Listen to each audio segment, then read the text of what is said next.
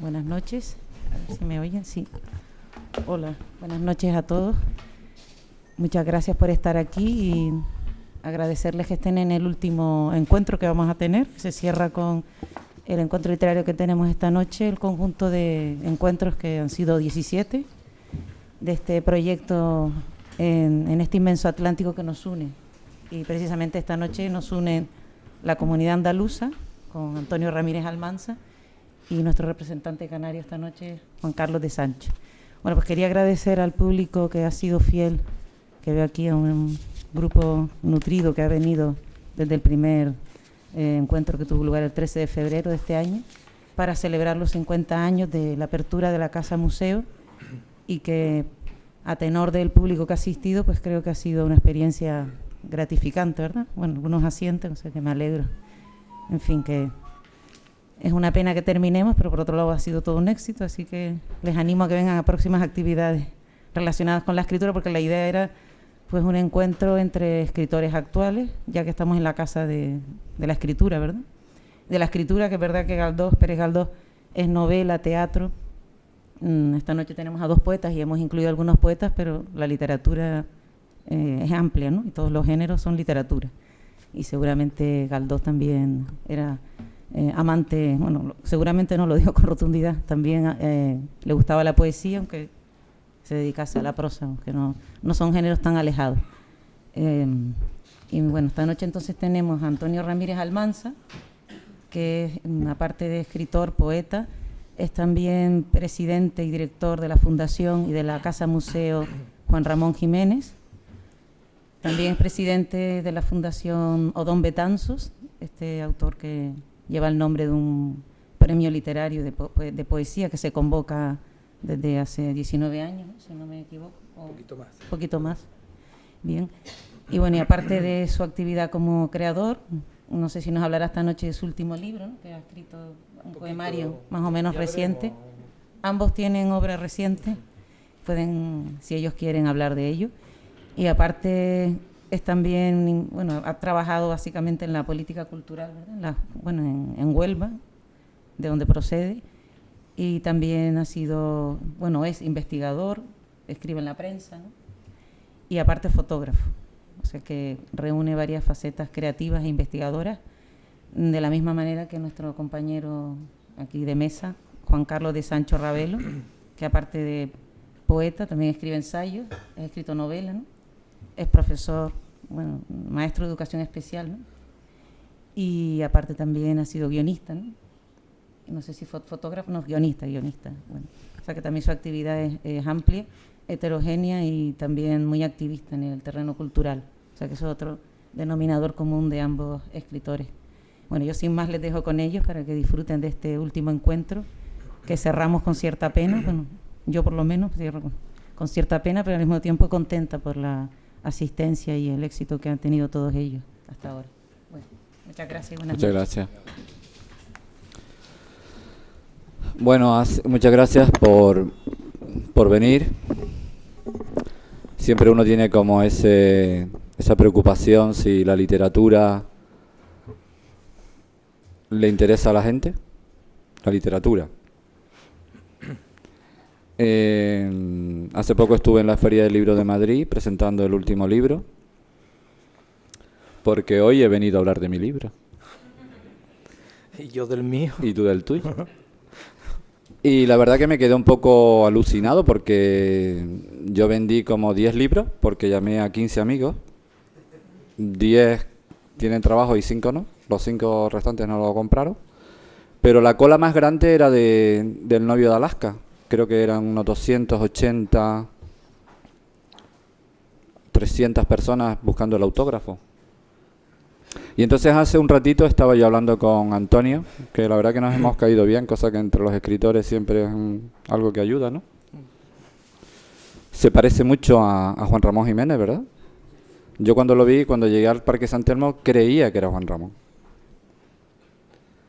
Es de Huelva y estuvimos hablando hasta tal punto que le dije, mira Antonio, vamos a no hablar más, porque con la misma esta noche no se nos ocurre nada, ¿no?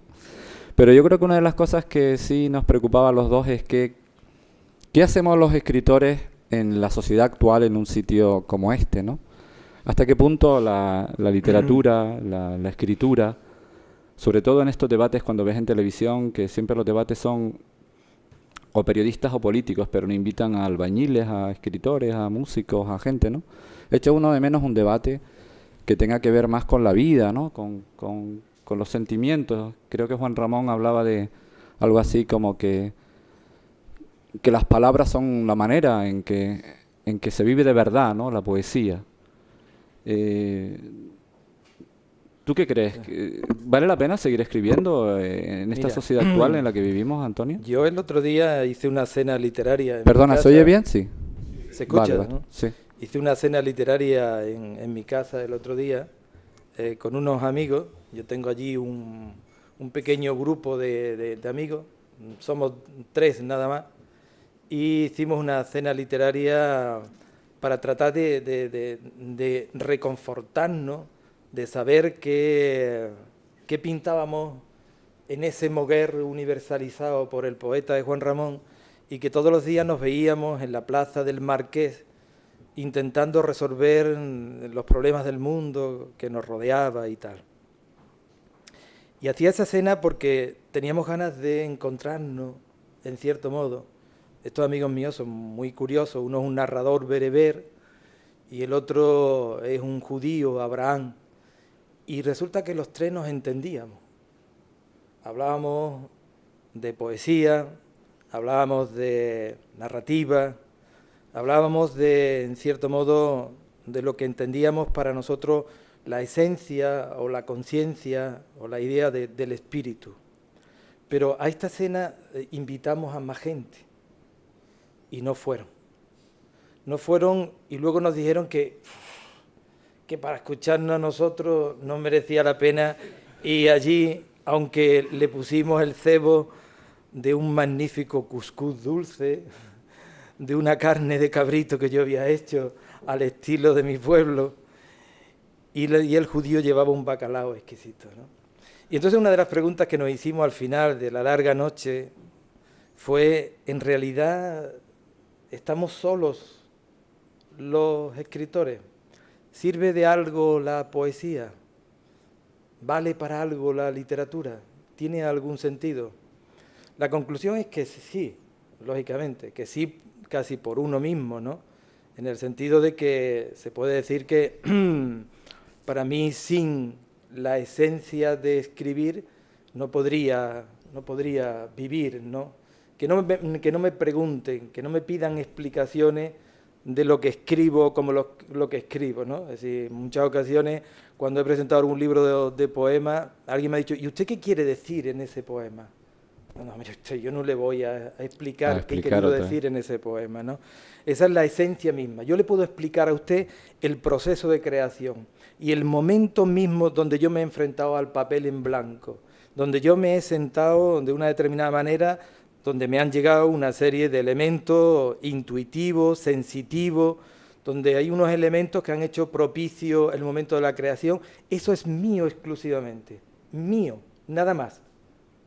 Pero en el momento en que he publicado el poema, en el momento en que el verso ha pasado al papel y usted lo lee, ya no me pertenece, ya es suyo. Pero no me pregunte a mí, porque previsiblemente el estado emocional, que eso es la poesía, que me produce el haber creado aquello, pues lo más seguro es que es solamente algo que me pertenece a mí. Luego utilízalo como quiera. Por lo tanto, la literatura, en términos generales, sí tiene sentido. Sentido desde el punto de vista del uno, del ser, del yo. Vamos a ser, en cierto modo, egoístas, ¿no?, a la hora de plantearlo. Pero tiene sentido. Hoy día el problema es que se publica mucho y la dificultad que hay es que es muy difícil estar al tanto de lo mucho que se publica. Mira una cosa, cuando Juan Ramón nace, el moguer de su época solamente había 8 niños que estudiaban. El nivel de analfabetismo era del 80%. Y tú dices, bueno, ¿cómo se puede producir este tipo de circunstancias? ¿Cómo es posible que en un pueblo agrícola y marinero aparece alguien que desde que tiene 19 años tiene conciencia clara y exacta de que quiere ser escritor en un pueblo que para llegar a él hay que ir o en un barco desde Huelva o atravesar un puente de madera. Pues allí se produce la creación. ¿Con qué influencia? A lo mejor a lo largo de nuestras conversaciones nos puede llevar a algún sitio, pero... Me llamó la atención estos días investigando un poco la obra de Juan Ramón Jiménez, sus opiniones sobre la creación, como tú hablas, ¿no? Antes en el kiosco del Parque San Telmo es una palabra que repetías a menudo, ¿no? La creación, no la escritura, la creación. Y él decía, por ejemplo, cuando se hizo el homenaje a Cervantes, él se cabreaba, se enfadaba, ya me decías tú que tenía un carácter sí, fuerte, un carácter duro, no fuerte, era un implacable, hombre muy implacable, coherente, implacable y coherente, que él decía que en realidad que lo importante del Quijote era leerlo y abrazarlo. Además él hablaba de abrazar el libro, pero no estar haciendo un congreso sobre Cervantes y hacer análisis estructuralistas del capítulo 15 de Cervantes, sino disfrutar de la obra de Cervantes. Es decir, que la literatura estaba también para el disfrute y para la elevación del espíritu humano, ¿no? A mí esa parte, no sé si romántica, ¿no? de Juan Ramón me gustaba, ¿no? Es decir, que quizás había un exceso de intelectualismo, o siempre se ha intentado explicar la literatura desde un punto de vista académico, pero él iba en contra de ese análisis, ¿no? Sí, totalmente. Huía de eso, ¿no, Antonio? Huía del academicismo totalmente. Hay que tener en cuenta, bueno, me parece que es inevitable que inicialmente estemos hablando de nuestros autores y en este caso de una manera muy concreta, aunque estamos en la casa de Galdós, hablando de Juan Ramón, porque quizás esté más cerca de nosotros desde el punto de vista de la poesía, ¿no? Uh-huh. Y yo antes me fijaba en el título del programa, en este inmenso Atlántico, y me acordaba de la última obra de Juan Ramón, el Compendio General, donde aparece en el otro costado Dios deseado y deseante, que él lo aglutinó todo en lo que llamó lírica de una Atlántida, ¿no? Y en ese sentido se puede decir que Juan Ramón efectivamente era un hombre con unas ideas muy claras desde el comienzo de su vida, con un concepto de lo que él llama, yo hablo de creación, pero Juan Ramón hablaba de obra en marcha. Él llega a decir, si hubiese tenido más tiempo en vida, hubiese convertido toda mi obra en verso o toda mi obra en prosa. Sí, él pensaba que era exactamente igual su prosa que su verso. En definitiva, él consideraba el oficio de creador como una permanente obra en marcha, ¿no? Él retocaba una y otra vez, no consideraba nunca un poema definitivo. Muchas veces nosotros terminamos de publicar un libro y ya nos estamos arrepintiendo. Dios, qué he hecho, ¿no? A Juan Ramón le pasó con sus primeras obras, ¿no? Las destruyó. El anecdotario es muy largo para contarlo, pero es gracioso cómo no quiso saber nada de las obras de su primera época. ¿Por qué? Porque Juan Ramón luego estuvo permanentemente con la obra, tocándola y retocándola, porque la consideraba un ser vivo. El poema era un ser vivo que en el momento en que lo creaba, si volvía a él a la vuelta de 10 años, lo volvía a transformar. De hecho, hay hasta 14, 15, 20 variaciones de un mismo poema, ¿no? A mí una de las cosas que me llama la atención tanto de Galdós como de Juan Ramón Jiménez era lo prolífico que eran a nivel de creación. Yo creo que era gente, bueno, les daba tiempo para disfrutar de la vida, pero ellos disfrutaban con la escritura. Pero volviendo un poco al punto de partida, Antonio, con lo que estábamos hablando antes allí en el kiosco, la función del escritor en la actualidad, es decir, nuestra visibilidad. Le estaba diciendo antes a Victoria que es la primera vez en los años que llevo yo en esta historia, que veo a escritores canarios en un cartel en la calle. Es decir, se pueden ver a lo mejor a músicos, a pintores, pero a escritores. Es decir, que seamos seres visibles, pues creo que es un salto cualitativo. Yo no sé, me sorprendió, ¿no? Desde la época de... ¿Te acuerdas, Juan Ramón, que está aquí, cuando fundamos Puente Palo? en los años 80, uno de los objetivos que teníamos en la revista era hacer visibles a los escritores, que existiéramos los escritores, pero que existiéramos no solamente en el sentido de la creación, sino de nuestra influencia también en la sociedad, que era lo que yo te quería preguntar. No es que cambiemos el mundo, pero por ejemplo, tanto Galdós como Juan Ramón Jiménez, yo creo que fueron autoridades morales en su momento, ¿no? Que es un tema que hablamos el otro día. Quizás, Juan Carlos, es que quizás hay poetas que no quieren ser visibles, ¿no? Que simplemente se alimentan de la poesía como un estado de ánimo, como una situación emocional.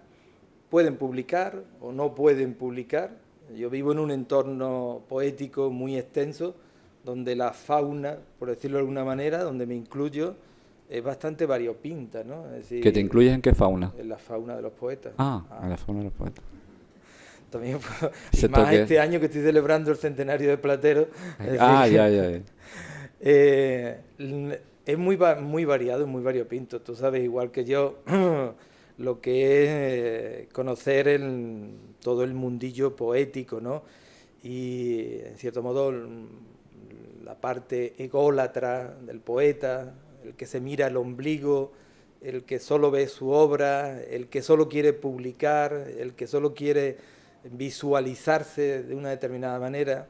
Detrás, previsiblemente, muchos de ellos, lo decía el propio Juan Ramón, no hay sustancia, no hay poesía verdadera, ¿no? Y hoy, con las facilidades que hay para la publicación, eso es mucho más fácil. Yo podría, si alguien me pregunta, ¿usted me puede hablar de la literatura de Huelva en el siglo XIX? Y casi en 10 minutos, pues casi le podría decir pues todos los autores del siglo XIX en Huelva. Sé quiénes son, dónde nacieron, dónde vivieron y qué es lo que escribieron. ¿Por qué? Porque había solamente 8. Claro. No había más. Lo que pasa es que esta es una tierra donde los escritores han sido invisibles durante muchos siglos. Es decir, han existido... ¿Por imposición? No, porque es una tierra donde no se le ha dado esa representación pública al escritor. Es decir, lo han tenido muy crudo, muy difícil. De hecho, cuando fundamos la revista, uno de los objetivos era hacer visible la literatura como forma también de expresión, como forma de convivencia.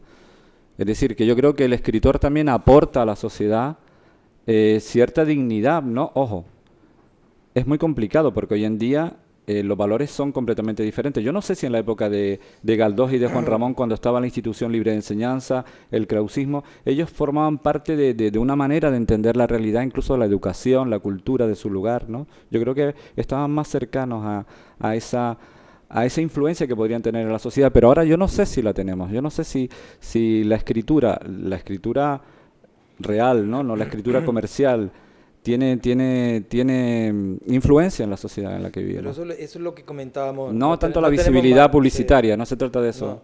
Yo te hablo de lo otro, ¿no? Nos vamos a referir en varias ocasiones a la charla que hemos tenido previa en el parque, porque es verdad. No deberíamos haber hablado porque agotamos el discurso antes.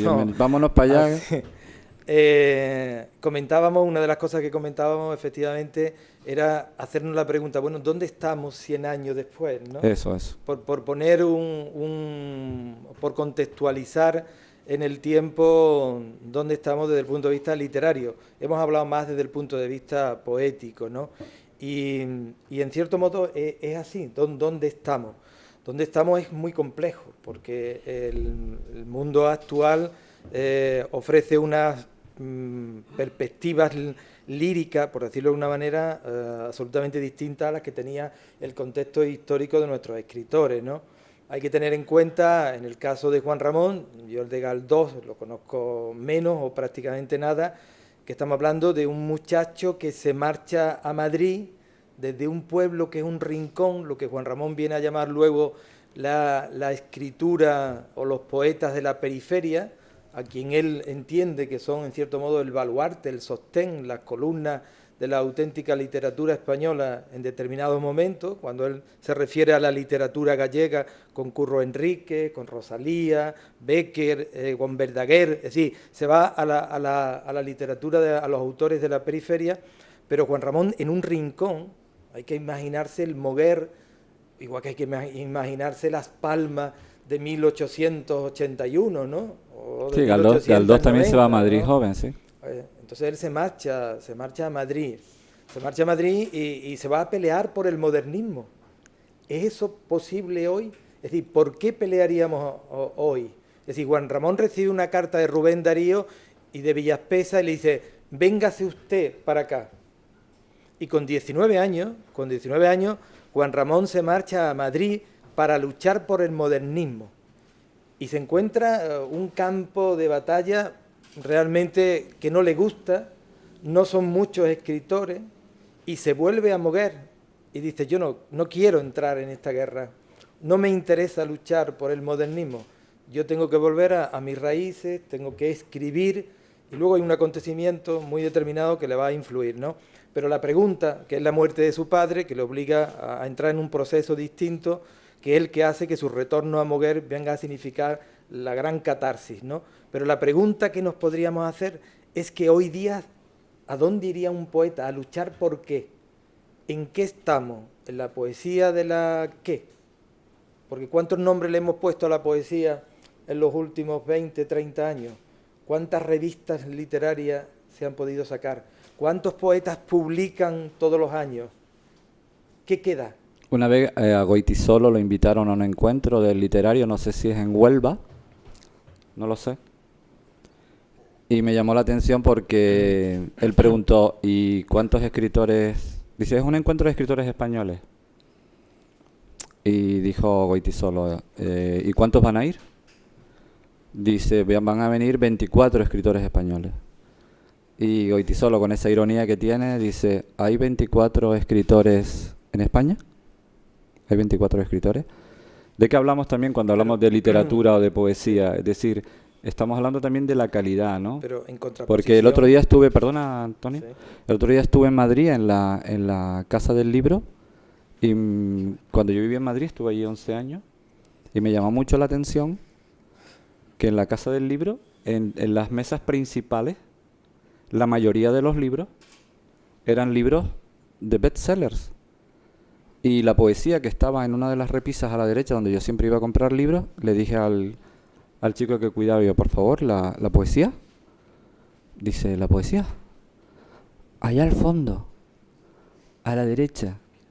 Y la verdad que pasé, y ese día estaba como medio oscura, y la verdad que fue una sensación de, ¿qué está pasando, no? Mucho Paulo Coelho, Jorge Bucay, libros de la novela negra también, que está de moda, con todos mis respetos, que también está muy bien, pero ¿dónde estaba Kafka? ¿Dónde estaban las colecciones de anagrama? Que en los aeropuertos pasa lo mismo, ¿no? Tú para encontrarte un libro, hombre, entendiendo por calidad la literatura, ¿no? Porque hay todo tipo de literatura tiene su espacio, pero cuando ves el espacio ocupado por lo más vendido o por el bestseller, tú dices ¿qué lugar tiene la poesía, la literatura de alta calidad, la que el lector cómplice que hablaba Cortázar está buscando, ¿no? ¿Dónde estamos? ¿En qué lugar? Yo no sé si es una sensación de pesimismo, pero hombre, menos mal que luego fui a la Central en Callao y la verdad que sí, que tenía como varios pisos y ahí sí encontré libros de esos libros extraños, porque ya parece que lo bueno es extraño, ¿no? Sí, yo quería, a raíz del comentario que ha hecho de Goytisolo, me acordaba de una anécdota que si te parece la voy a contar, que me pasó con Pepe Hierro, y un poco al hilo de lo que estamos comentando, ¿no? Sí, creo que hoy se publica mucho, pero ¿qué es lo que se publica, ¿no? ¿Y en qué fase estamos, ¿no? En estos momentos? Hay mucha literatura, bueno, literatura entre comillas, hay muchas publicaciones, no quizás literatura. Yo traje a Pepe Hierro hace ya algunos años, 2 o 3 años antes de morir, lo traje a Moguer y Pepe ya estaba el pobre mal, con sus problemas de respiración, con su voz muy tomada, y aparte de lo simpático y gracioso que era, íbamos paseando por Moguer y me decía, niño, tú te quedas aquí atrás para fumarse un cigarrillo, tú te lo fumas y me vas dando para que mi mujer no me vea, ¿no? Le teníamos puesto en la habitación del hotel una bombona de oxígeno así de grande, ¿no? Pero él tiraba su cigarrillo, ¿no? Bueno, pues íbamos andando por Moguer y llegamos a la casa de Juan Ramón. Yo llevaba la llave y abrí la puerta y en el momento en que abrí la puerta, lo primero que se ve al entrar en la casa de Juan Ramón, al pasar la cancela, es un cuadro, el cuadro de Sorolla de Juan Ramón Jiménez. Y se queda mirándolo, dice, perdón, hijo puta.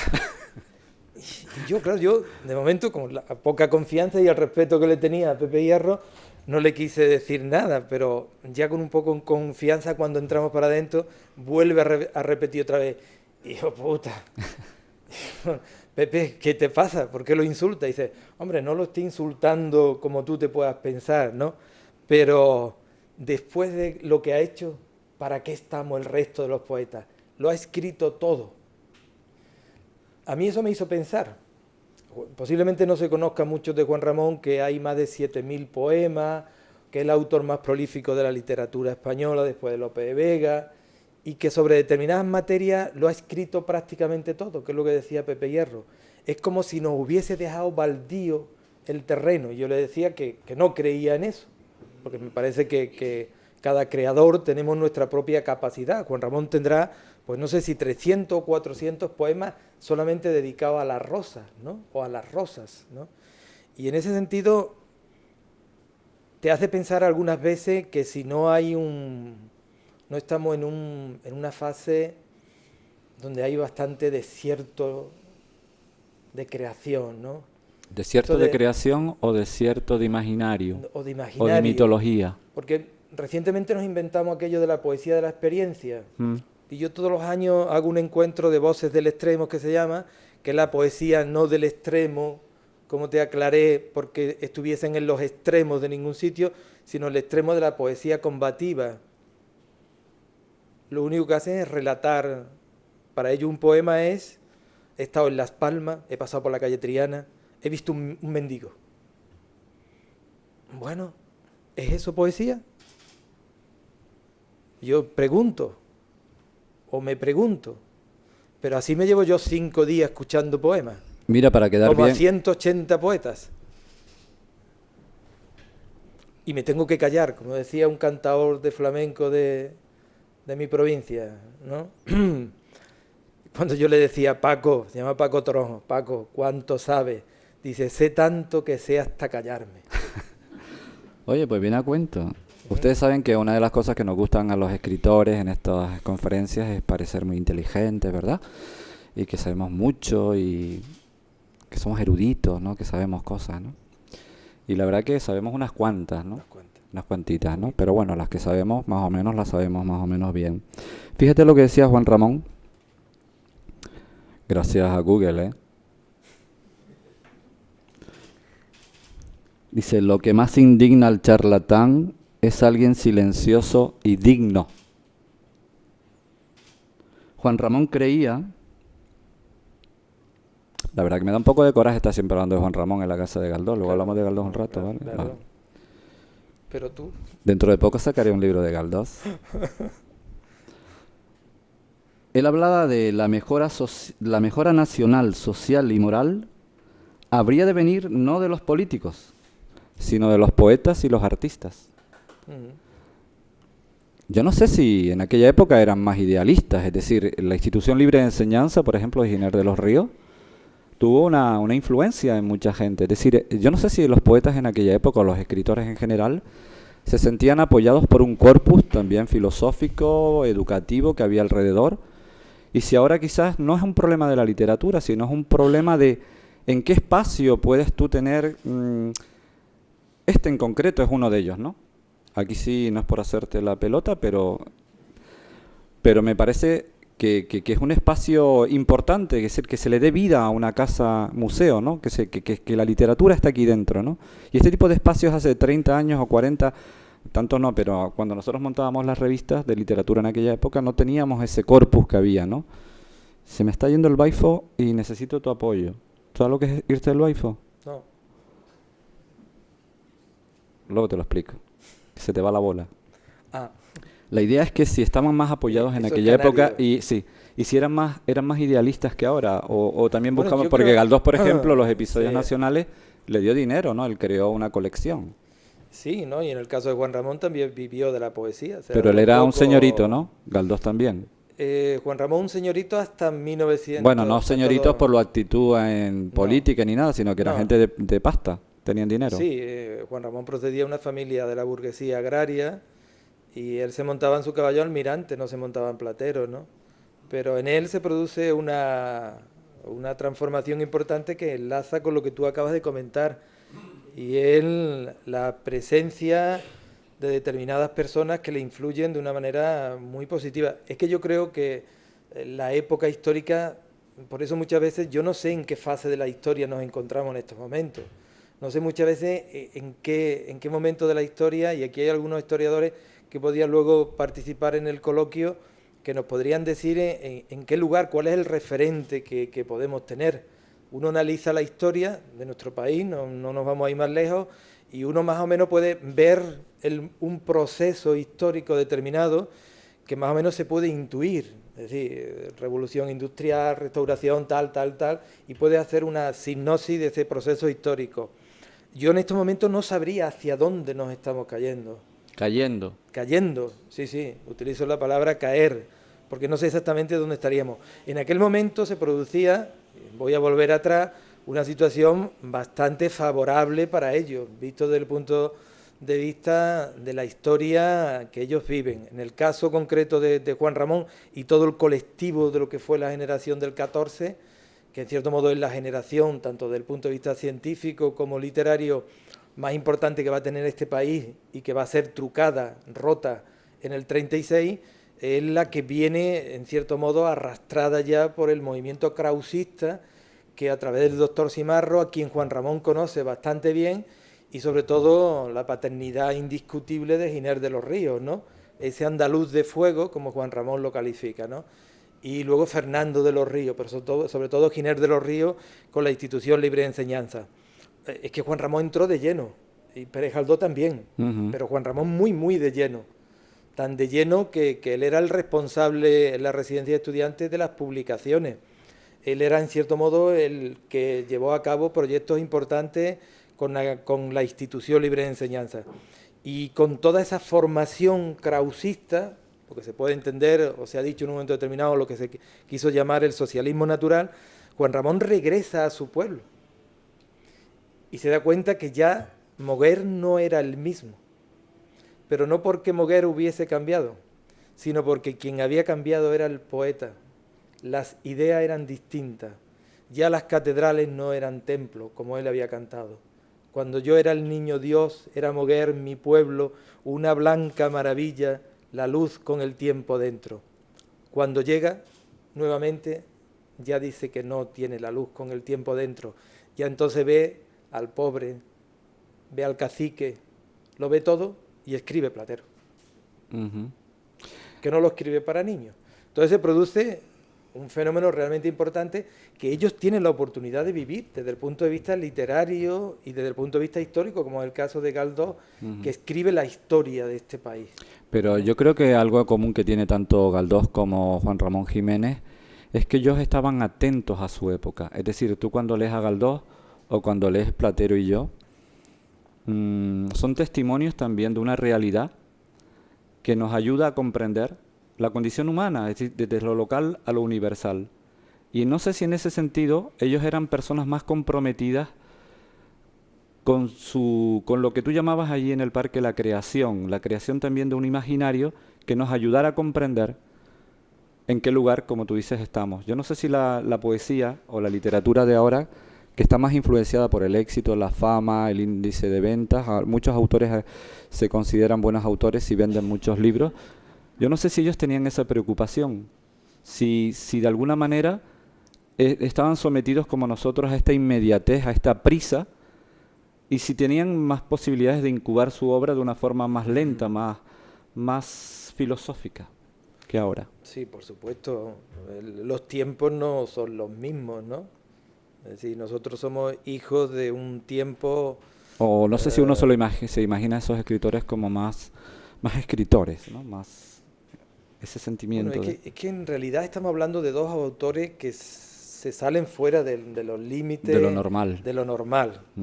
Y yo creo que incidir tantos en ellos es bueno. Deberíamos incidir más en Lo- nosotros dos, ¿verdad? Sí, porque nosotros también tenemos... Sí, llevamos Sí, porque, demasiado tiempo sí. dedicándonos a ellos, ¿no? Lo digo porque efectivamente estamos ante el mayor creador en cuanto a la narrativa en la novela española y al mayor poeta español, ¿no? Entonces las posibilidades de seguir hurgando en ello son muchas, pero estamos ante dos seres absolutamente extraordinarios desde el punto de vista creativo, ¿no? Y su mundo, sus mundos, fueron también absolutamente importantes. Ujú. Los niveles de compromiso fueron importantes. A lo mejor en Galdós fueron, incluso al final de su vida, hasta compromisos políticos, ¿no? En el caso de Juan Ramón no, porque nunca estuvo directamente implicado en ningún movimiento político, aunque su cercanía estaban por la institución libre de enseñanza y luego por la República, pero tenía las cosas muy claras. Pero el factor más importante era su coherencia, coherencia que tiene desde el principio de sus libros hasta el final de su vida, hasta el último momento, ¿no? Yo creo que Galdós, Azorín hablaba de Galdós, de la fraternidad de Galdós. Yo creo que los dos eran escritores con una ética alta, ¿verdad? Estábamos hablando también de ese tono ético de la obra de Juan Ramón. Sí, O su actitud eso ante la Juan vida. Ramón le llamaba ética estética, ¿no? Pero aparte de eso fueron en cierto modo precursores y premonitores de muchos aconteceres, ¿no? Sí, Juan Ramón sabía perfectamente cómo era la poesía española perfectamente, pero la española, la francesa, la inglesa, y prácticamente la conocía toda, ¿no? Sabía los distintos síntomas de evolución de la poesía, porque iban a otro ritmo. Él es capaz, ¿no?, de controlar, por decirlo de alguna manera, a esa generación del 27 que le llega a su casa, y él la reconduce, y luego la suelta, y luego se enfrenta a él, y luego intentan devorar al padre y eliminarlo, ¿no? Porque no era fácil convivir con el maestro, ¿no? Y en cierto modo eran tiempos completamente distintos. Esas circunstancias no se dan hoy, ¿no? Es decir, es difícil pensar que eso pueda darse en estos momentos. Entonces yo creo que en ese sentido vivieron unas circunstancias bastante especiales. Pero bueno, seguir insistiendo, Juan Sí, Carlos, vamos a no existir. en ello... Vamos a hablar, me si te parece- apetece, sobre el trabajo de la escritura, el trabajo del escritor. Yo tenía aquí una pregunta que te quería hacer y también me la voy a hacer a mí mismo, porque yo he venido a hablar de mí, a través de él. Ya verán al final por qué. ¿Cuándo sabes tú o cuándo sabe un escritor que no te pareces a nadie? Que lo que escribes ya eres tú, ¿no? Después de todas las lecturas, de todas las influencias. ¿Cómo sabes cómo sabes tú que tú eres tú? yo no ¿O tu sé, libro es el otro que eres tú? ¿O al que te gustaría sí. llegar? Bueno, eso lo dice Juan Ramón. Yo no Y soy yo, Polaster sino el otro, decía que los escritores Sí. somos gente dañada, ajada, que a través de la escritura intentamos unir esas partes rotas, ¿no? Yo no tengo conciencia porque De eso. son cuestiones, no. Entre otras cosas porque cada uno, yo no tengo objetivos ni ambiciones literarias, ninguna. Yo he participado en la vida pública, política durante muchísimos años y mi ética, en el más amplio sentido, aunque tenía mucho para publicar, nunca publiqué porque era el responsable de publicaciones de mi provincia, ¿no? Y te podían rajar el cuello, Y me podían rajar el cuello o no, ¿o no? Pero Pero en vez tú de tener eras un político letrado, un En vez de político... tener 7 poemarios como tengo ahora, podía tener perfectamente 20. Pero no es una cuestión de cantidad. Desde lo personal, yo no tengo ninguna ambición en ese sentido. Por lo tanto, ¿a quién me puedo parecer? Pues no lo sé. Mi primera poesía es una poesía social, que es la poesía donde yo me ubico. Yo vengo de un municipio pequeño, del condado, de la tierra llana de Huelva, donde cuando yo tengo 16, 17, 18 años, hijo del tardofranquismo, yo me vinculo a los movimientos agrarios y jornaleros que hay a mi alrededor y mi poesía es una poesía absolutamente social. Aparecen olivareros, jornaleros, es decir, de ahí me aparece la poesía, en ese momento. Y utilizo la poesía como un elemento de concentración a la hora de comunicarme con la gente de mi pueblo. Y de ahí doy el salto luego a la poesía sensitiva, la poesía de la naturaleza, cuando he cubierto ese ciclo. ¿A quién me parezco? Pues no lo sé. En unas ocasiones intento imitar a Miguel Hernández, cuando mi profesor de literatura me lo descubre, y sentado en la tarima de la clase en una tarde de casi ya verano, dice aquello: de tanto dolor se agrupa en mi costado, que por doler me duele hasta el aliento. Y yo dije, ¿esto qué es? Y yo quise escribir como Miguel Hernández. Ahí descubrí yo la poesía. Y tuve que buscar como un loco una edición de Losada de Argentina para leer a Miguel Hernández, porque no había libros de Miguel Hernández en aquellos momentos. Y de ahí a la poesía de la naturaleza. ¿Por qué? Porque me comprometí con el medio ambiente, porque vivo en un espacio muy sensible que se llama Doñana, y donde me parecía que había que, a través de la poesía, denunciar lo que se estaba haciendo en el parque, porque fíjate, se llama parque. Es decir, un espacio cerrado. Y de ahí a otra poesía hasta llegar a una determinada que es donde me encuentro en estos momentos, que es simplemente la poesía intimista, la mía. ¿A quién se parece? Pues casi seguro que a Juan Ramón. Porque me acuesto y me levanto con él. No me importa, vamos. Me da igual. Esto es una buena noticia para Telecinco. Hombre, con Zenobia también me acuesto. ¿También? Fíjate, Italo Calvino... Con Platero no. ¿Con Platero no?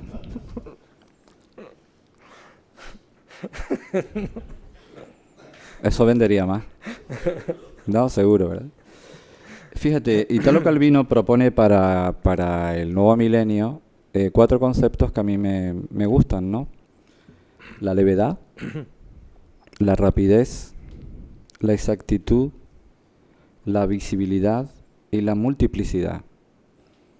Se los explico muy sencillo, ¿no? Muy rápido. La levedad es quitar peso a la escritura, evitar la petrificación del discurso. La rapidez sin rodeos innecesarios, sin esa vanidad de parecer siempre exquisito. La exactitud sería un lenguaje más preciso, un diseño de la obra más definido y bien calculado. La visibilidad, no crearle dificultad al lector. Decía Borges, escribo pese a las palabras. Ojalá pudiera escribir sin palabras. Desvelar la visión interior a través de las palabras, pero que la palabra no sea el obstáculo.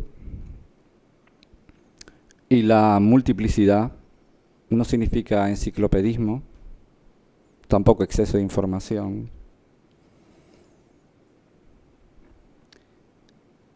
Y yo cuando lo leía, Italo Calvino, pensaba que es un libro que lo tengo hace muchos años, y para este momento del trabajo de escritor, lo que supone la literatura, estos 5 componentes que yo creo que son importantes, porque no es fácil escribir. Decía Miguel Ángel Buonarroti que cuando a él le daban el mármol de Carrara, él veía el David dentro del mármol.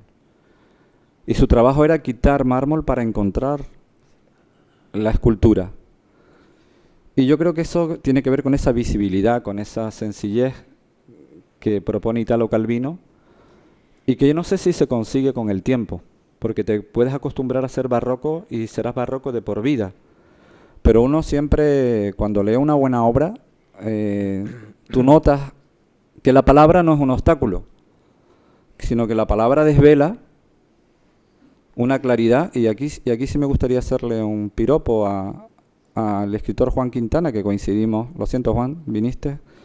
Ha escrito una obra que me encantó, me la leí el otro día, una novela, el que la presentó también en Madrid, sobre la vida campesina, con una claridad de exposición que me emocionó, ¿no? Porque me lleva a ver a esa visibilidad que dice Italo Calvino, a ver algo que yo sentí cuando era más chiquillo, porque mi familia es de arriba de las Lagunetas y de San Mateo, y él lo describe de tal manera que tú estás dentro, te metes dentro del libro. Y me da la impresión que esa capacidad de claridad, de sencillez y al mismo tiempo de entrar en lo profundo y en lo complejo que es la vida, no todo el mundo lo consigue. Eso es un trabajo de delicadeza, de precisión, pero también tiene que ver con un trabajo de vida personal. Simón de Beauvoir, por ejemplo, era de la opinión que cuando lees un libro, tú notas que ese escritor ha vivido, se nota que tiene vida ese escritor. Sí, claro, y también de oficio, ¿no? ¿Tú crees que es solo oficio? No, solo oficio no, pero que también de oficio. Lo digo en contraposición a mi falta en mi caso, de ambiciones. Yo soy poeta para mí. Platero y yo. Exactamente, yo soy sentidor, ¿no? Un Es sentidor. Sentidor para mí, ¿no? Sí. Así, utilizando ahí, o maltratando la palabra sentir, ¿no? Es decir, sentidor. Yo no me identifico nunca como poeta hacia los demás. Solamente... ¿Pero te gusta que te lean? ¿Me gusta que me lean? Sí, claro, me gusta que me lean. Sí. ¿Entonces? Pero no tengo más pretensión. ¿No quieres que te den un premio nacional? No. Yo no me he presentado nunca a ningún premio nacional, ni lo quiero. Oye, Juan Ramón tampoco le gustaba eso, ¿verdad? No, él decía, cuando hablaba en una ocasión de Gómez de la Serna, decía, este hombre escribe muy bien, lleva muy buen camino, magnífico, estupendo, esperemos que no le den un sillón en la academia, porque entonces se lo cargarán. No sé si sabe que Juan Ramón no aceptó nunca, ni con Alfonso XII, ni con el XIII, ni con la dictadura, ni con la república, aceptó nunca estar en la academia. Él entendía que se tenía que dedicar exclusivamente a la poesía, ¿no? Salvando las distancias, yo pienso que sí, hay personas que necesitan comunicarse a través de la palabra, ¿no? Yo lo hago habitualmente con la gente que me rodea, pero no a través de la poesía. Cuando estoy ante desconocidos es difícil que me detesten que soy poeta, como no sea por la tristeza o la melancolía, que me la puedan detectar. ¿Y por qué la poesía? Por ejemplo, eso es un discurso que a mí no me gusta. A ver, Monterroso, por ejemplo, decía, te lo digo a la hora de percibir a la poesía como tristeza, a la novela como descripción de la realidad.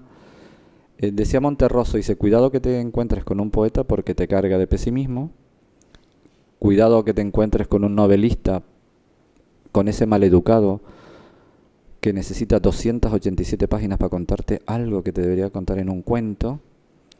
Claro, él defendía el relato corto, y yo... ¿Y tan corto? ¿Eh? ¿Y tan corto? Y tan corto, sí, claro.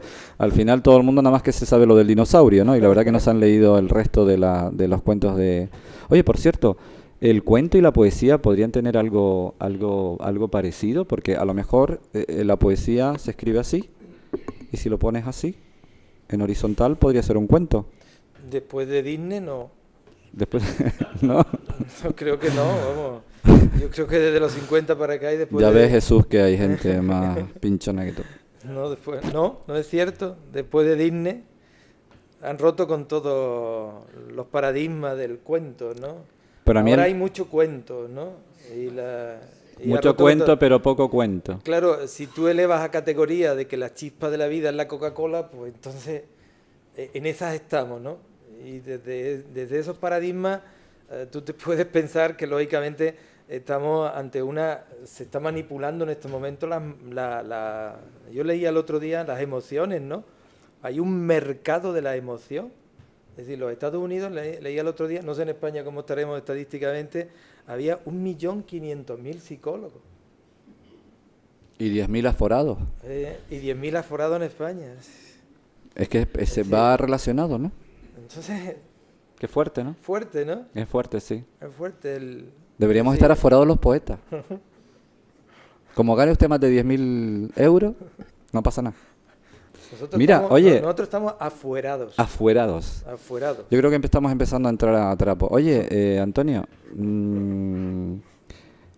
Estuvimos hablando fíjate, hay una frase mi amigo Rafa de Lisao me llama Juan Citas, porque yo siempre estoy citando a gente, ¿no? Y yo digo, Rafa, es que la originalidad, uno no es puro, uno es también lo que ha leído. Y a mí hay frases que me han salvado. Por ejemplo, esta me va a salvar de esta noche, mira. 1936, Juan Ramón Jiménez. El planeta es una isla. Y una de las cosas que estuvimos hablando, qué bonita, ¿no? El planeta es una isla. Cuando estuvimos hablando por teléfono, cuando nos conocimos virtualmente, hoy ya nos hemos conocido, y la verdad que parece que nos caemos bien. Yo cuando lo vi... Por ahora. Por ahora. Qué cabrón. Es que eso fue una frase que me dijo una curandera mexicana en Oaxaca. Dice, ten cuidado con lo que dices negativo de ti, porque si no le añades por ahora al final, va y te pasa. No tengo trabajo, punto y seguido. No lo vas a tener nunca. Tú di, no tengo trabajo, coma, por ahora. Dice, por ahora. Y la gente del sur tienen su cosilla. Retranca. Su retranca se llama ahí. Su retranca. Sí, se retranca. Aquí no sé. Oye, por cierto, Leoní Castillo, dime si es verdad o mentira, Antonio, decía en una carta a Benito Pérez Galdós, hablando de eso, decía, querido Benito, nunca te olvides de la ley del Mauro canario. Yo te lo expliqué antes, el Mauro, Sí. paso de buey, tripa de lobo y hacerte el bobo. El planeta, ¿correcto? Muchas gracias. El planeta es una isla. Una de las cosas que estábamos hablando estos días, Antonio y yo por teléfono, era que de alguna manera Moguer es una isla. Bueno, todo... Porque tienen incluso sí. una playa, la playa de Mazagón, que está a Sí. 20 kilómetros, ¿no? Sí, pero eso es lo que te comentaba cuando hablábamos del tema. Y la insularidad en la escritura, Claro. ¿no? Y Lezama Lima, Cuba. Claro, pero eso es lo que podríamos catalogar como una especie de geopoética, ¿no? Geopoética. Geopoética, es decir, habría que ir más al fondo. Efectivamente, esa expresión que tú acabas de decir, el planeta es una isla, es la síntesis del coloquio de Lezama Lima con Juan Ramón, cuando Lezama, tan obcecado y con el mito de la insularidad Sí, la mitología insular. y de la mitología insular, le dice a Juan Ramón, le pregunta sobre las singularidades de los isleños, de ser isleños, de los cubanos, como diciéndole, nosotros somos distintos por ser una isla, nosotros los poetas de Cuba escribimos mejor porque somos de una isla, porque estamos en una isla. Eso se lo plantea con mucha obcecación Lezama a Juan Ramón. Juan Ramón no lo entiende y le dice, pero deme referente, dígame de una isla con respecto a qué, porque Inglaterra es una isla, el continente europeo es una isla. Pero yo creo que es el Australia espacio una más... isla. Antes veníamos por Triana, Sí. y ahora porque vivo en Terde. Pero cuando vivía aquí, yo me acuerdo desde el Parque San Telmo hasta Calzados López, tardaba 2 horas. Hola, ¿no? Es decir, eso, yo sé que a lo mejor en Cuenca también pasa, pero es que aquí pasa bastante. Aquí no te puedes esconder. Claro, pero eso me pasa a mí que todavía vivo en una isla más pequeña que esta isla. Luego es algo esquizofrénico. Pues posible, mira, nosotros llegamos Tienes a que estar plantear- disimulando, tienes que hacerte... Por ejemplo, ustedes saben los que vivimos aquí, que un canario es capaz de hacerse invisible, ¿verdad? Cuando no quieres que alguien te vea, no te ve. Y eso es un nivel de conciencia. Por ejemplo, Teo, un amigo mío, una vez escribió en La Provincia un artículo que se llamaba el canario. El hin andaluz. Eso es una contracción del pensamiento que solo se da en islas o en lugares pequeños, ¿no? Me vas a decir tú a mí... No ni nada, ¿No, Nina? no ni nada. Pero tú me decías que allá en Moguer se dice de otra manera. En Moguer se dice... Luego, la insularidad, lo pequeño. Aunque Sí. hay proyectos grandes en sitios pequeños, ¿no? Sí, pero mira, nosotros... En lo sexual no. Nosotros llegamos a veces el aislamiento, que creo que es una cosa más personal que geográfica. Eso, por ahí vamos bien. Lo tiene uno mismo. Y además, nosotros, nuestra provincia, ¿no? Llegamos a terminar por realizar el encuentro de los poetas del entorno de Doñana. Y allí nos reunimos los que hemos nacido en el entorno de Doñana. Luego nos reunimos los poetas de la Sierra Norte de Huelva, los poetas del Llano, los poetas de la orilla, los poetas de Ayamonte, los poetas del Risco San Nicolás, de la orilla del Atlántico, bueno, los de la Viña, los del Río Tinto, por favor, los poetas de la mina. Pero hay tanto. Entonces, sí, hay muchos poetas, hay muchos poetas, tanto como lugares. Entonces te llegas a pensar que efectivamente nosotros nos encargamos de convertirnos en islas, ¿no? Nos vamos aislando nosotros mismos, ¿no? Y cuando hablamos de algún poeta nuestro, yo hablo de mi circunscripción, decimos, ah, sí, ese es un poeta de la sierra. ¿Qué quiere decir eso? ¿Que escribe de una manera distinta? Pues posiblemente.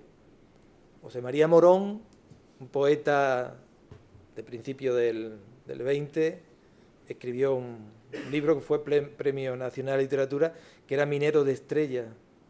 Su poesía es una poesía minera.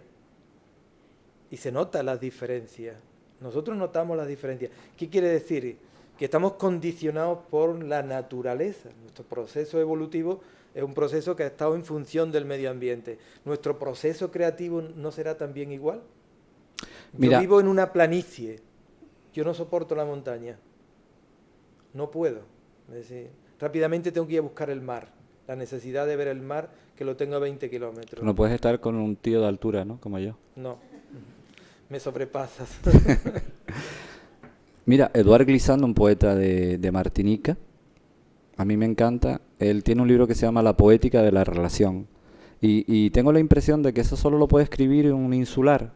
Insular como actitud, no como geopoética, ¿eh? Y él hablaba de las existencias permeables, en contra de las identidades nacionales. Él no creía en las identidades de raíz atávica, de raíz única, sino de identidades rizomas, es decir, de la cultura de influencia.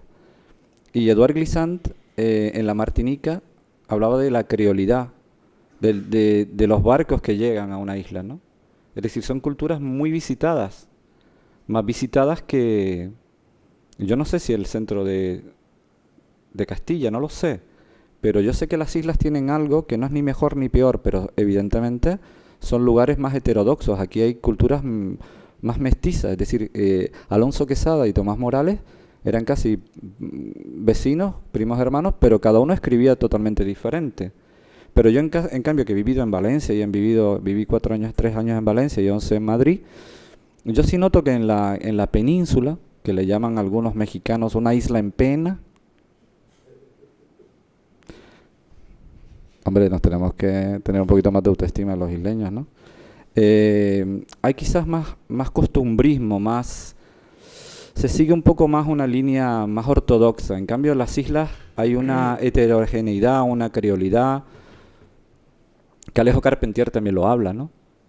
Porque son culturas muy visitadas, aquí en este caso por genoveses, por franceses, por portugueses. O sea, se ha creado un imaginario que no sé, en los sitios más aislados, aunque sean continentales, tienen esa suerte. Yo sí creo que hay una cultura diferenciada insular. Y incluso Galdós, por ejemplo, tenía ese humor, esa socarronería, esa cosa inglesa que también tenemos los canarios, ustedes saben, ¿no? Es decir, que las islas tienen también un componente de favorecer un tipo de escritura, incluso sin ánimo de comparar, más atrevida. Por ejemplo, en México, hablando de Domingo Rivero, por ejemplo, Domingo Rivero tiene un poema a su cuerpo, ¿no? Dice, ¿cómo no te voy a querer, cuerpo, que he estado toda la vida contigo? Algo así, ¿no? Y me decían en México, coño, canario, cuando Rubén Darío estaba ahí por las nubes etéreas, el Domingo Rivero hablando del cuerpo, de su cuerpo. Dice, eso es revolucionario. Y a lo mejor, yo no sé si la isla influye en ese tipo de valentía ante la escritura, no lo sé, pero Pero yo sí creo que hay algo ahí, ¿no? Entonces yo no sé si en Moguer, en ese aislamiento, pese a todos esos encuentros que tú dices poéticos, Juan Ramón fue más Juan Ramón que si hubiera vivido en Madrid. Yo no sé si lo ayudó. En ese aislamiento, en esa cosa pequeña, ¿no? Bueno, por comentar, en el caso de Juan Ramón hay una doble situación, ¿no? Su poesía desnuda, como él llamaba, es una poesía universal, una poesía para el universo en el sentido de que se puede hacer en cualquier lugar, en la poesía la búsqueda de la belleza. En cambio, sus textos en prosa poética son los que están cercanos al pueblo, donde utiliza el paisaje y el paisanaje, a los personajes, de una determinada manera, pero es capaz de convertirlo también en intemporal, ¿no? Lo que yo sí te puedo decir es que en el entorno en el que te desenvuelves como creador, vosotros estáis en una isla, y efectivamente una isla donde quizás nosotros tengamos, yo por ejemplo en el territorio donde me muevo, nada más que hay que ver mis rasgos para saber que mi origen es bereber total, el sincretismo de cultura, ¿no? Y el crisol, como se suele decir allí en plan fino, de culturas que ha pasado por Andalucía y que ha entrado por el Valle del Guadalquivir, nos ha hecho de una manera singular, ¿no? Distinta a lo mejor. Pero hay territorios, ¿no?, en los cuales se puede decir que existe todavía como una especie muy cerca de donde nosotros vivimos. Hasta hace muy poco tiempo las cosas como en Macondo no tenían nombre. Eran generalmente antropónimos. La choza de... Es decir, no había posibilidad de a una extensa territorio ponerle nombre porque eran arenas y dunas y no... Es decir, si había un alcornoque, pues el quinto alcornoque, ¿no? Y yo recuerdo en una ocasión que iba buscando por un trabajo que hice sobre Doñana, que se llamaba Doñana Interiores, y hablando con un señor que estaba al lado de una laguna, y la laguna tenía puesto en el mapa Laguna del Acebrón, nombre muy bonito, muy lírico, Acebrón. Y estaba un señor allí con una piara de borrega, y le preguntó, ¿usted sabe por qué se llama esto el Acebrón? Dice, hombre, claro, esto es que uno que venía por aquí tiraba una piedra, fíjate, mira, tira una piedra y hace brum. Fantástico. No hay más nada que explicar. Es decir, la etimología, porque yo no encontraba la etimología de la palabra acebrón. Ahí me lo explicó, cogió una piedra y mira, acebrón. Ya está. Te voy a leer un poco. Sencilla. ¿Te puedo leer? Sí. Por cierto, decía Quevedo, no sé por qué voy a decir esto, pero lo digo. Decía Quevedo, si hay quiromancia, debería haber frentemancia, codomancia y culomancia. Así que se puede leer todas las rayas.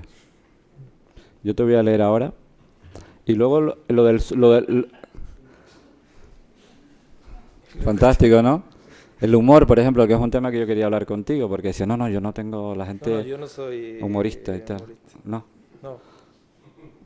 Decía Valle Inclán que el humor es una forma superada de la inteligencia, pero curiosamente no se valora cuando alguien escribe una comedia, o parece como que está más degradada, ¿no?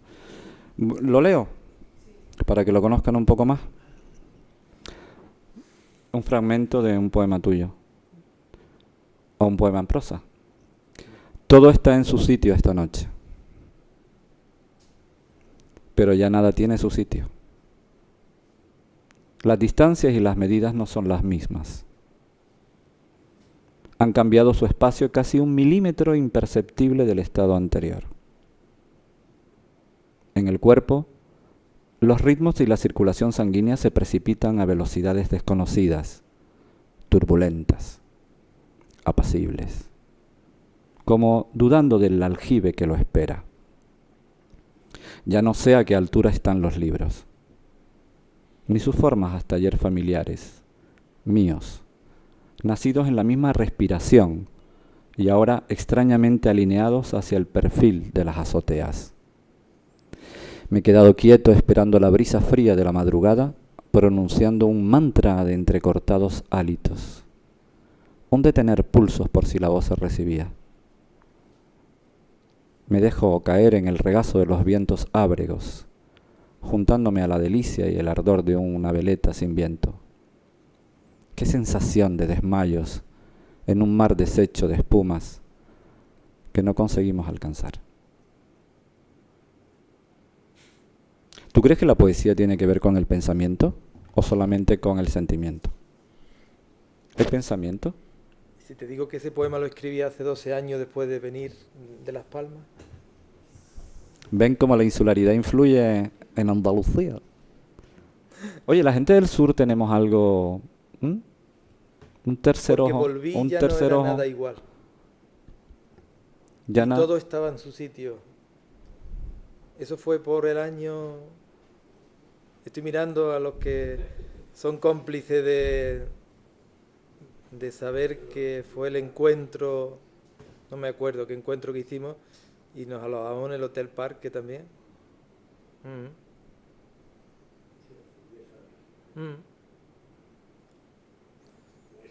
Aparecía Güimes también por ahí. Es que me has traído la evocación. Recuerdo perfectamente cuando escribí el poema. ¿Me quieres preguntar algo? Sí. Venga. ¿Tú escribes?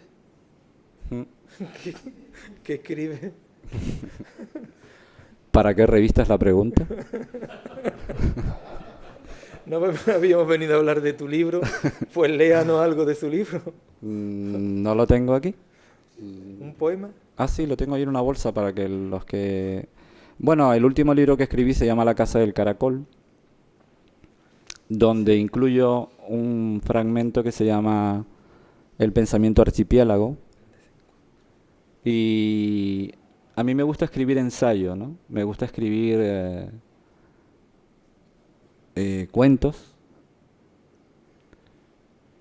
Curiosamente, hace poco hablé con un editor de Barcelona, sí, que sí me publicaban los cuentos, y me dijo, lo siento, no vende.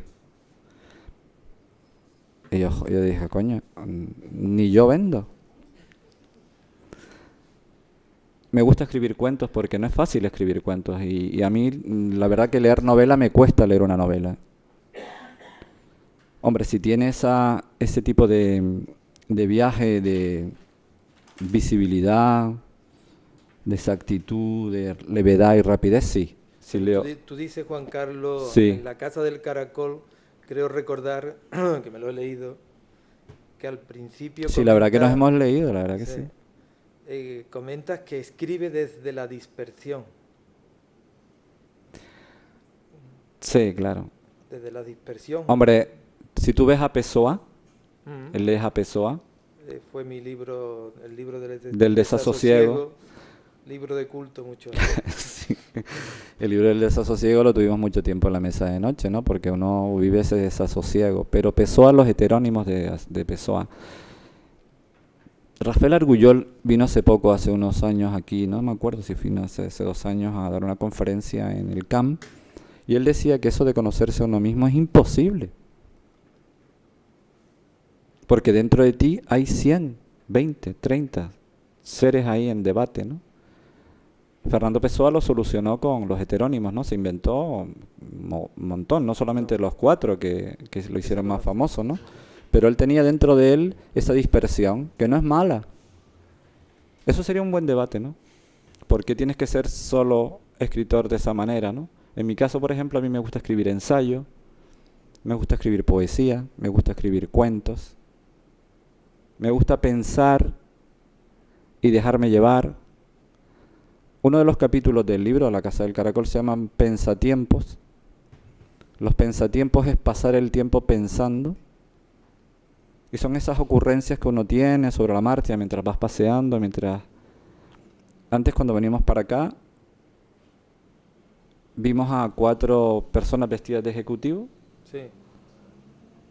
Y uno de los carteles decía, ¿qué piensa Dios del tabaco? Yo pensaba que estamos dentro de una película de Fellini. Y esa es la realidad. Pues esos son los pensatiempos. Me gusta contar esas cosas que veo, o el factor cotidiano, que es una columna que yo tengo en...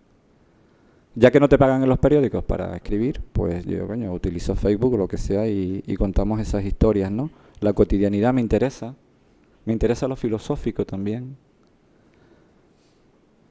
Y contar historias que puedan aclarar esa dispersión que tú dices, ¿no? Pero sí escribo en la dispersión que es todo, porque evidentemente vivimos en una sociedad llena de información.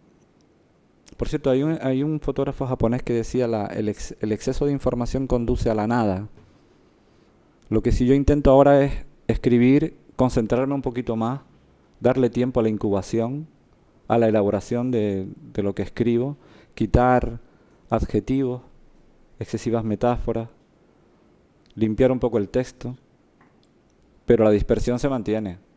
Pero yo creo que con la edad que tenemos ya menos, ¿no? No, pero también creo recordar que ¿Tenemos la misma edad? habla... Yo un poco más de pelo que él. Sí.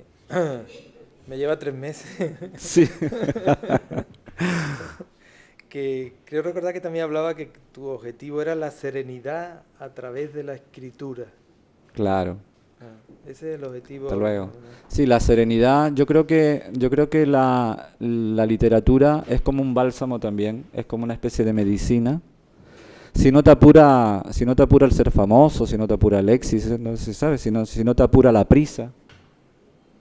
Yo creo que sirve como curación también, como terapia porque es una forma también de desvelarte y ver por qué lugares te mueves interiormente, ¿no? Que no es fácil. ¿Y qué te parece, Juan Carlos, si damos pie a la gente? Yo creo que sí, ¿no? Estamos abiertos a cualquier crítica, pregunta. Crítica, no, autocrítica. Autocrítica. Atrévanse, por favor, lo necesitamos. Necesitamos del lector. Venga, Jesús, ataca.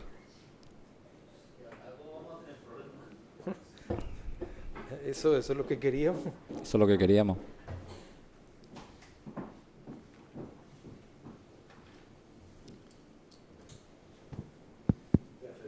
Venga. ¿Puedes quitar el aire? El aire. ¿Se puede? ¿No hace frío? ¿No hace frío? Sí, sí. Sí, sí. Yo creo que ya podemos frío, quitar el ¿verdad? aire acondicionado, ¿verdad? ¿Quiénes podrían ser equivalentes a Juan Ramón? Sí. Digo que... No sé, no se escucha. Sí. ¿Quiénes podrían ser equivalentes a Juan Ramón y a Pérez Galdós hoy en día? Nadie. Salvando las distancias, es decir, podrían... no hay. Yo no lo encuentro, vamos. Hombre, yo creo que No los conozco. yo creo que ellos son monumentos, ¿no? A ver, hice mal la pregunta. Representar equivalentemente lo que representaban ellos en su momento. Es decir, no hacer Hombre, una otra relación directa, lógicamente que no la hay, ¿no? Sino qué personajes hoy podrían representar pues, a nivel ético, o no existen, a lo mejor es que no existen. Hombre, yo creo que la actitud en lo que se refiere al compromiso, vamos a llamarle político, ético, ¿no? Hay autores como Saramago, como Julio Cortázar.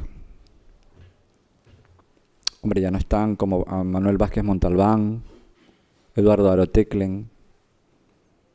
Gente que estaba atenta a la época. Porque yo creo que tanto Juan Ramón ¿verdad? Tanto Juan Ramón como Galdós estaban atentos a su época, a desvelar los entuertos del momento, ¿no? Igual que lo hizo Saramago, Mario Benedetti. Yo creo que todos aquellos escritores que dedican tiempo a la verdadera incubación de la obra, a los que como decía él antes en el kiosco, no se casan con nadie, mantienen su criterio de independencia. Yo me acuerdo que Vázquez Montalbán, en las columnas que hacía en El País, él no se casaba con nadie, él daba una caña a diestro y siniestro, ¿no? Montalbán, por ejemplo, hablaba de matizar y opinar, que era un nivel diferente, ¿no? Tú en las tertulias que hay bebés se están matizando continuamente, pero no se está opinando porque opinar es un compromiso. Entonces yo creo que se parecen a Galdós y a Juan Ramón Jiménez todos aquellos escritores que mantienen esa independencia de criterio. A mí me gusta Eduardo Mendoza, me gusta Javier Marías. Lo que pasa es que, claro, hablar de calidad, es un poco... Es complicado, ¿no? Pero si se unen a esos factores de ética, de compromiso, de profundidad, de incubación con la obra, pues todos los que están cerca de esa actitud, ¿no? Como lo fue Blas Otero en su momento, ¿no?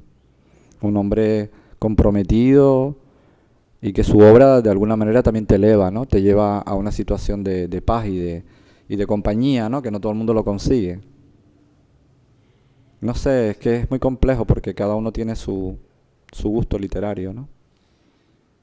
Que es mi opinión, no lo sé. ¿Tú qué piensas? No, para mí es difícil. En poesía es complicado, ¿no? Yo no encuentro... Se escribe mucha poesía. No creo que destaque nadie en poesía. Estoy de acuerdo con lo que tú acabas de comentar, que estamos hablando de referentes no solamente literarios, sino de referentes y de valores éticos, ¿no? Y yo ahora mismo no lo encontraría.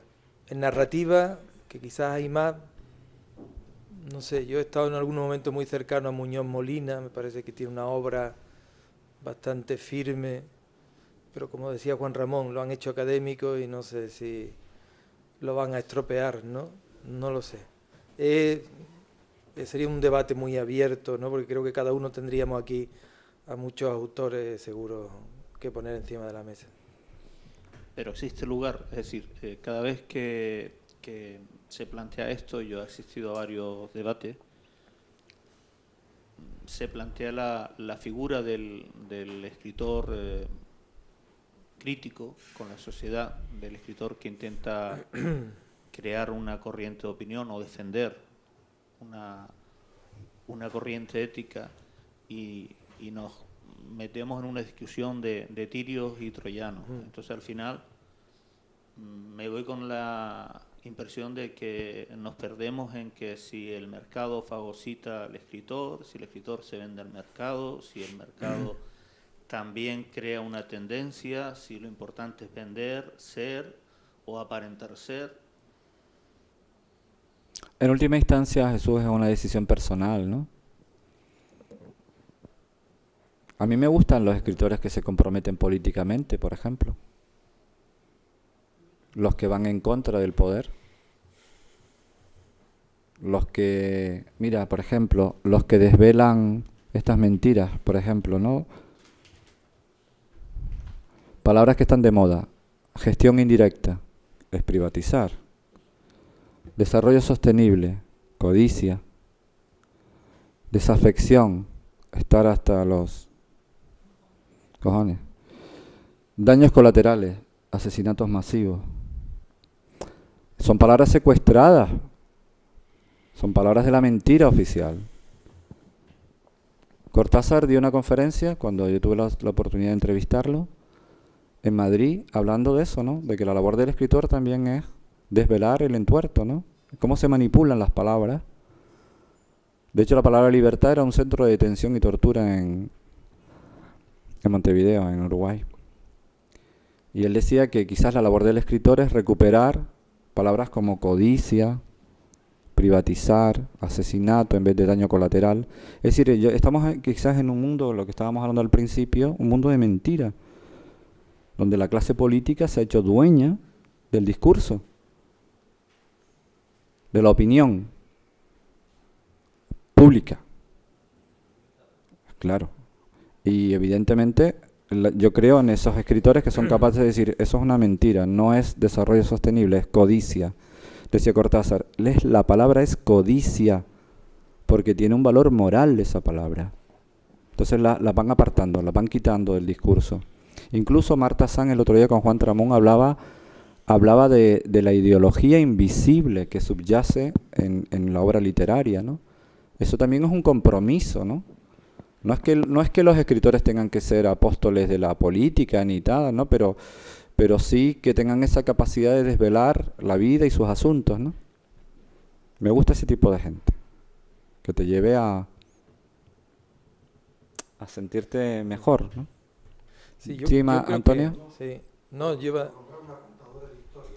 Sí. Una contadora de historias que raro es la página, que no es una lección de filosofía. y acaba de fallecer, pero Ana María Matute. Exacto. Sí. Es una filósofa extraordinaria, escondida detrás de historias a veces sencillas, pero es una enseñante de la vida extraordinaria, ¿no? Exacto. Poner un nombre femenino. Sí, sí, muy bien. Muchísimo. Claro. Pero quería ponerla a ella. Claro. No, yo quería comentar que yo, en mi experiencia política, como hijo del tardofranquismo, me comprometí muy pronto con el territorio que me tocó vivir, ¿no?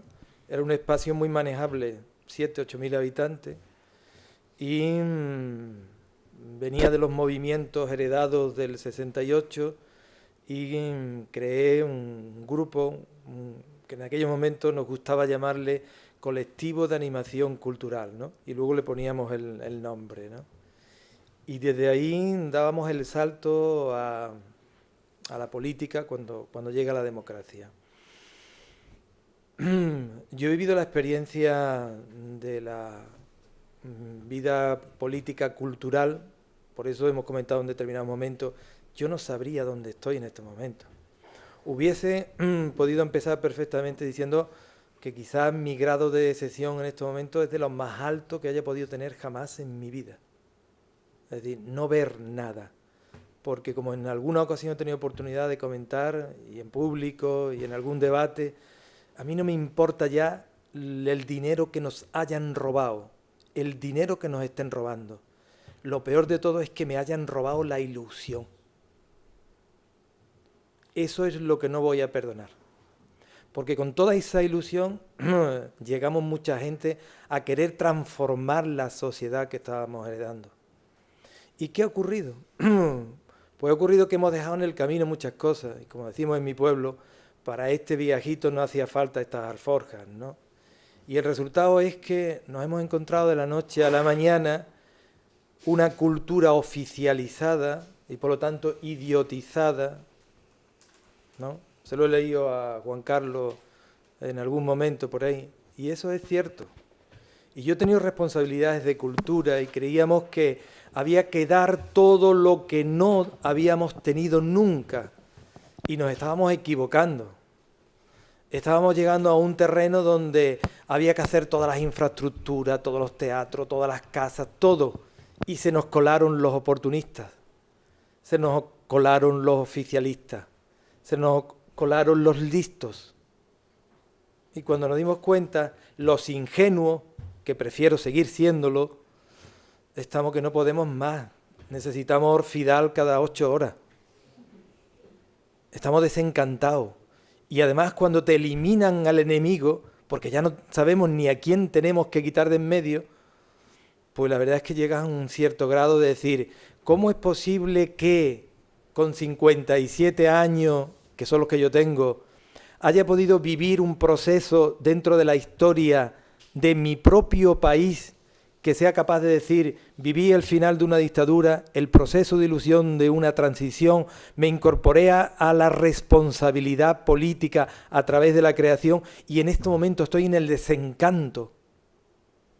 Estoy muerto, perdido, abatido. Y a partir de ahí habrá que regenerarse, no sé cómo. Yo busco todos los días, pero no sé cómo. Es la pregunta que nos hacemos desde el minúsculo lugar donde vivo y donde habito con Juan Ramón, que fue capaz de salir desde la oscuridad a la universalidad. Pero no lo encuentro. No lo encuentro. Es complicado.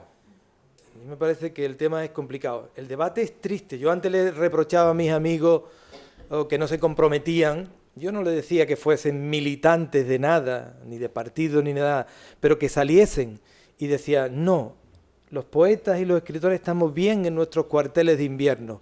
Y yo lo señalaba con el dedo y le decía, no, os equivocáis, hay que salir, hay que denunciar. Le comentaba a Juan Carlos en el parque va a ser el punto de referencia, le decía, llevo 15 años haciendo un encuentro de escritores que se llama Poesía del Extremo, Voces del Extremo, lo he comentado antes. Pues en 15 años no he conseguido que Voces del Extremo haga un manifiesto. Y si ustedes escucharan la poesía aquella, es que escucharla y decir a las barricadas, es salir inmediatamente para incendiar lo que haga falta. Pues ni un manifiesto se firma, a favor de lo que sea, o contra lo que sea, pero ni siquiera eso. Bueno, pues eso es lo que tenemos. Claro, claro que se aprovechan, y tanto que se aprovechan. Pero eso Nos también han hipnotizado. pero eso también se llama cobardía, Ujú. ¿no? Porque tenemos miedo, ¿A qué? no sé. ¿A no Yo ganarte, tengo miedo. a no ganarte el premio? No sé. No sé, estoy incitando a ver si... Pero, perdona, Susi, sí. No, que yo creo, por ejemplo, que sí, yo creo que sí hay que pensar en que, por ejemplo, esta acción, hace muchísimos años, cuando se hacía un acto cultural, ya tenías que llamar a tu prima, a tu cuñado, a tu hermano, Javier, para llenar el club de prensa, ¿no? Ahora ya viene gente. Es decir, también hay que pensar que hay cosas que se están mejorando, que están siendo positivas, porque si no también caemos en un discurso de derrota y de queja. Y eso es una situación, no sé si decía Saramago, que el pesimismo no es democrático. Y hay gente que incluso dice que la depresión es un producto del narcisismo. Yo creo que hay que dar un salto cualitativo, y este tipo de acciones culturales que estamos haciendo aquí, de debate, de expresar libremente las ideas, esto también es una mejora de la democracia y de la calidad intelectual de un lugar, que yo creo que por ahí va la mejora. En México, por ejemplo, están proponiendo muchos escritores, novelistas, que vuelva la filosofía a las aulas, tanto en los institutos como en la universidad, y que se convierta en la asignatura matriz de la educación en México. Porque dicen ellos que si no se piensa, no puede renacer México, porque México ya desapareció en manos del narcotráfico, ¿no? Cuando se privatizó todo, se quedó en manos de gente maléfica.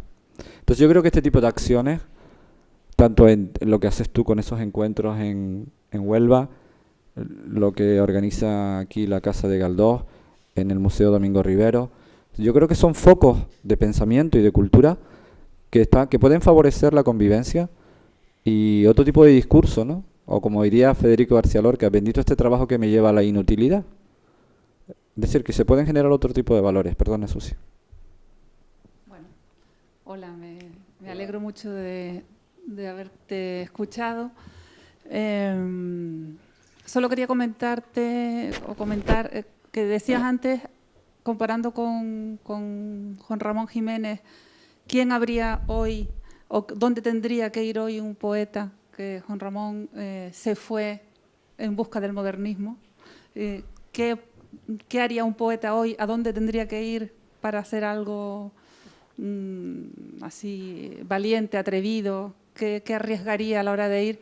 Y yo estaba pensando ahora al escucharte, quizás no tendría que ir en busca ahora, como en el caso de Juan Ramón, de ningún movimiento, de ningún aspecto literario, y sería precisamente eso que tú planteabas. Quizá el poeta hoy, a donde tiene que ir, es en busca de esa actitud ante la vida, por el momento social que estamos viviendo. Quizá ahora el riesgo y la valentía está precisamente en eso, en plantar cara a este desánimo general, y el poeta lo que tiene que buscar es la ilusión otra vez, ¿no? Quizá el reto del poeta ahora lo tenemos ahí, ¿no? Sí, sin duda. ¿Tenemos tiempo todavía un poco? ¿Sí? Bueno, cinco minutitos. Vale. Sí, que los referentes se han ido perdiendo. Es decir, uno empieza a leer las historias de nuestros autores y dice que fantástico, ¿no? Es decir, se iba a París. Luego Juan Ramón pone incluso de moda, es de los primeros que cambia París por Nueva York como referencia cultural. Pero ¿dónde están los París y los Nueva York ahora? ¿China? ¿Dónde está? Hemos globalizado el planeta, ¿no? No sé dónde tendríamos que ir, ¿no? Y es verdad lo que tú acabas de comentar. Pues quizás, no sé, a lo mejor habría que irse al Facebook. O ir más hacia adentro. O sea, antes teníamos que irnos Más, lejos, ¿no? había que salir del pueblo para ir a la Claro. metrópoli, o había que ir a París, o había que ir a un sitio Pues a lo lejos. mejor habría que... Yo creo que hay que tenemos que ir hacia los pueblos y hacia el interior de nosotros mismos y buscar ese los adentros. Que decía, ese interior, yo los creo, adentros. personal y local, ¿no? Y creo también que habría que poner de moda, yo creo que también hay que poner de moda sustituir palabras por otras, ¿no? Lo que estaba hablando antes de gestión indirecta, con desprivatizar. Por ejemplo, poner de moda la palabra compartir, no la palabra competir. Ponerla de moda. Compartir, alegrarte del éxito del otro, del libro del otro, del amigo que ha publicado un libro. Compartir. Un poco uniéndolo con lo que están expresando ahora, a mí me venía un poquito cuando hablaban del pesimismo y eso, ¿no? A mí venía la idea del entusiasmo y de la esperanza. No tanto ideal, sino en la práctica, ¿no? Mi padre decía en la cocina, en el sentido de pasar a la acción, ¿no? Entonces, yo percibo dos cosas. Una que puede ser efectivamente cosas sociales contra cosas que no nos gusta o que estamos indignados o que no estamos o que son injustas. Pero otra que también es animar a los colectivos, sean de escritores, sean de actores, de cine, también mezclarnos un poco de vez en cuando, sobre todo en los colegios, con los maestros que son los niños y las niñas, que nos quitan un montón de cositas de pudores o de prejuicios o de cositas contaminantes que hemos adquirido en estos años, para buscar la espontaneidad, ¿no? La espontaneidad de, en un momento dado, pues aparte del pienso, luego existo, también podría ser siento, luego existo, ¿no? Un poco, como dice María Jesús, pues conectar con los sentimientos y conectar con cosas que nos emocionan y motivar a la gente a que participe no solo en lo social, sino también en lo creativo. Sí. Un poco, a mí por lo menos esa parte me atrae mucho, ¿no? Como han hecho en las favelas, pues mejorando muros o uniendo a la gente, cada uno pintando, el otro, en fin, creando creaciones colectivas en vivo e en directo, ¿no? Eso que acaba de comentar me recuerda una experiencia que comento muy brevemente, que quizás sea de las más satisfactorias que he podido realizar a lo largo de mi gestión cultural en muchísimos años. Lo heterogéneo, ¿no? Es decir, la posibilidad de la fusión de lo heterogéneo. Ir a un encuentro de poetas es, bueno, terrible, ¿no? Es decir, ¿no? Es tremendo, ¿no? Al tercer poeta ya no hay aquello que lo aguante, ¿no? Pues imaginarse 80 o 90 que tendré yo dentro de 20 días en Moguer, ¿no? Dios, 90, pues lo importante, digo esto porque los encuentros de poetas, esa experiencia de poeta que la tengo, que son bastante aburridas, porque el poeta tendemos a mirarnos el ombligo, nos leemos a nosotros mismos, a ver si nos escuchan y tal, ¿no? Pero nada más. Yo estuve durante 10 años, los resultados han quedado, las actas que hacíamos, durante 10 años nos encerrábamos 3 días en el Palacio de la Marismilla en Doñana. Y solamente podíamos asistir, es donde va de vacaciones Rajoy, Felipe González, Aznar y todo eso. Por unas determinadas condiciones nos dejaban el palacio, aquello está completamente aislado, y solamente podía ir 27 personas. Yo seleccionaba a las 27 personas. Había un novelista, un poeta, el resto era un pintor, un fotógrafo, un teólogo, un biólogo, es decir, un astrofísico, todo, absolutamente todo, aquello era heterogéneo. Y marcábamos un tema. Y de ese mismo tema hablaban todos. Es decir, el año que hicimos el agua, sobre el agua. El poeta lee sobre el agua, escribió sobre el agua, el novelista escribió sobre el agua, pero el astrofísico nos habló del agua. Es que hay una experiencia absolutamente impresionante, ¿no? Es decir, la riqueza de comunicación que había en aquellos encuentros eran 3 días absolutamente intensos, pero era intenso y pudo aquello sobrevivir 10 años por lo heterogéneo. Imaginaros 27 poetas, 3 días metidos en un palacio allí en medio de la marisma, nada más que viendo ciervos y jabatos. Pues terminamos comiéndonos los unos a los otros, vamos. Yo creo que de alguna manera Quizás esto es saltar cualitativamente, es decir, buscar palabras nuevas, lo heterogéneo, lo heterodoxo, las existencias permeables, pensar que este tipo de acciones tienen... Yo qué sé, el otro día me llamó un alumno, no sé si está por aquí hoy, Paco Úbeda, no, es magistrado, yo le di clase el primer año que fui maestro, y el otro día por Facebook me buscó y tal, y lo acepté como amigo, no me acordaba mucho de él, y él me dijo... ¿Sabes que lo que me enseñaste me ha servido para toda la vida? El sentido crítico que tengo, ¿no? Y cómo nos entusiasmabas para que escribiéramos, que no nos diera solamente gramática y tal. Yo me quedé emocionado, la verdad que se me saltaron un poquillo las lágrimas. Y yo, qué bueno, ¿no? Es decir, que a veces no sabemos del todo el efecto que hacen las cosas, ¿no? Esta charla de hoy, por ejemplo, yo hoy acabo de conocerlo a él. Es decir, hay que ir ampliando círculos y lo que tú acabas de proponer yo creo que es una idea extraordinaria y que forma parte de una cultura renacentista, ¿verdad? Claro. Es decir, donde la especialización no existe, donde los guetos se rompen, ¿no? Entonces yo creo que esa puede ser una revolución que vale la pena. Para despedirnos vamos a hacer si son tan amables, vamos a leer a dúo un poema de Juan Ramón Jiménez, donde dice JC me toca a mí y donde dice A eres tú. Me toca a mí. Vale. Vale. Señoras, señores, desde Moguer y Terde, este poema de Juan Ramón Jiménez. Yo no soy yo. Soy este que va a mi lado sin yo verlo. Que a veces voy a ver. Y que a veces olvido. El que calla sereno cuando hablo. El que perdona dulce cuando odia. El que pasea por donde no estoy. El que quedará en pie cuando yo muera. Juan Ramón Jiménez. Bien, ¿eh?